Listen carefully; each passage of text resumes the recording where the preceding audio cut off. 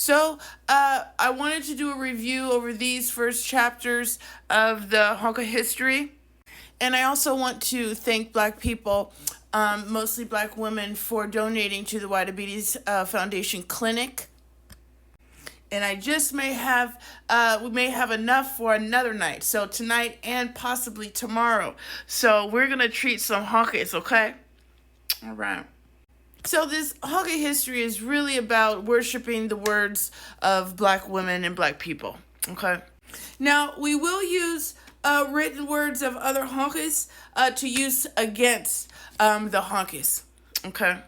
So when the honkies first started dividing each other up, this is really what they were concerned about. Where they lived, were their lands damp or dry, were they fertile, and all sorts of other honky shit. And they were non-literate peoples, okay, who didn't really describe themselves.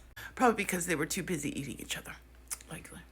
So basically, white history is myth and reality. And I was not able to verify this, but this is basically where those identities come from. The Celts were painted people, strange peoples, and barbarians to the west. And their habits, the Greeks' descriptions of their habit basically say they had all light skin. Light colored skin. Okay. And then here's one of your scholars who described you guys. Herod was basically the first historian, basically, or some shit. And in the area where Ukraine is, they were drug addicts. They preferred their hemp over bathing. That's what that says right there. And you honky heifers basically fought just like the men did. You didn't even need them to accompany you. Okay. And y'all were selling your honky kids for some salt. Y'all didn't really value your kids like the Africans did. And that individualism you guys have in your culture, a lot of that comes from this honky. He was saying that's a good thing. Now, Amazon women, it's not the Amazon South America, it's the Amazon over in Honkland. But so the women cut off their titties and became really good fighters. Cut off one titty, sorry. Became good fighters, and it didn't affect their bedroom action. Okay. And here's some more honky separation there.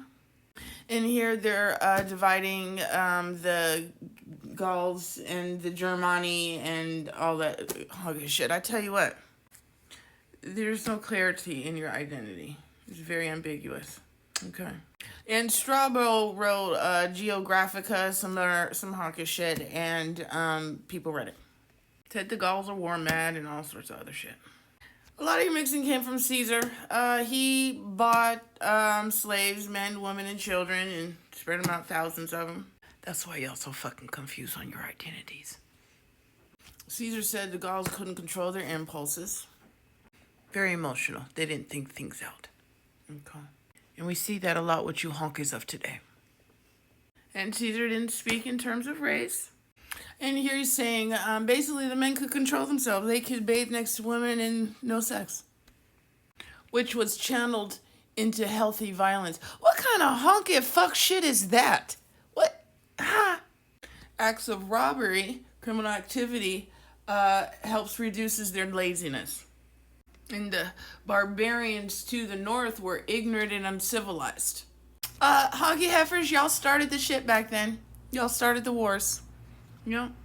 And it wasn't until the Germans later that said that you guys couldn't do it. British honkies?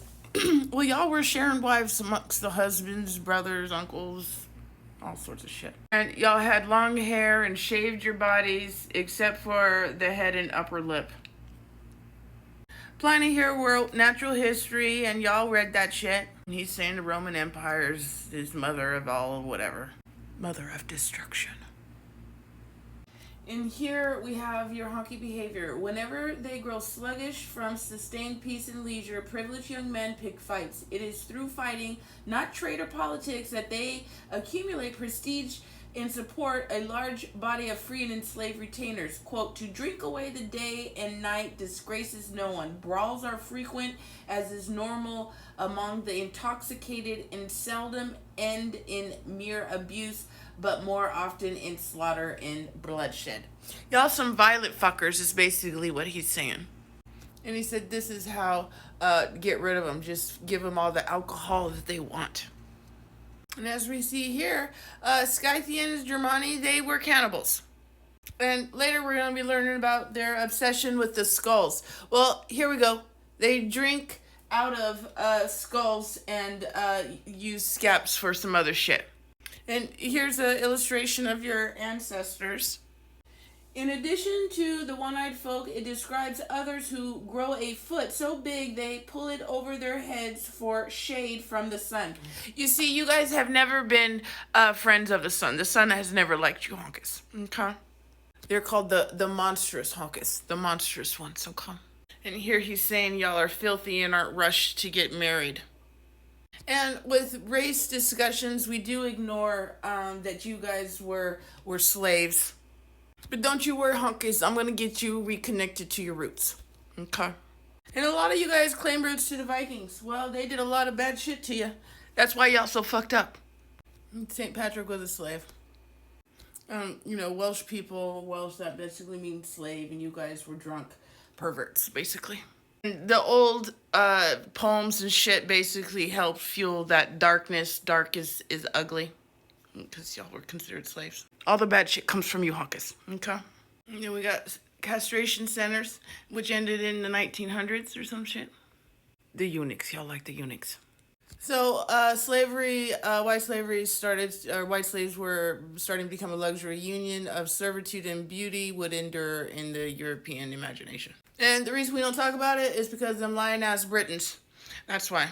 But don't you worry, I'm going to remind you as much as possible that Western slavery was a white story. That's your history. Your beginnings. For the most part. London didn't want y'all honkies there.